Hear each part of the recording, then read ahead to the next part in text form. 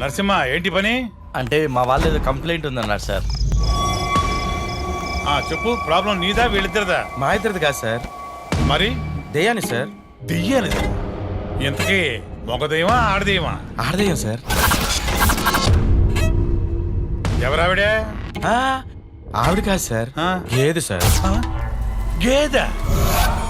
అవును సార్, నేను గేదె దెయ్యం ఇంటికి వచ్చి పోలీస్ కంప్లైంట్ ఏమని చెప్పింది సార్.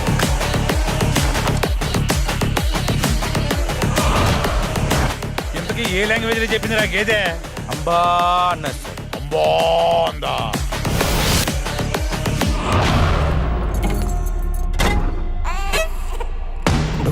ఇది చిన్నపిల్లాడి పువ్వే. రే, ఇదివరకు నువ్వు ఓసారి నీడ పోయిందని స్టేషన్కి వచ్చి రిపోర్ట్ చేసావు కదా.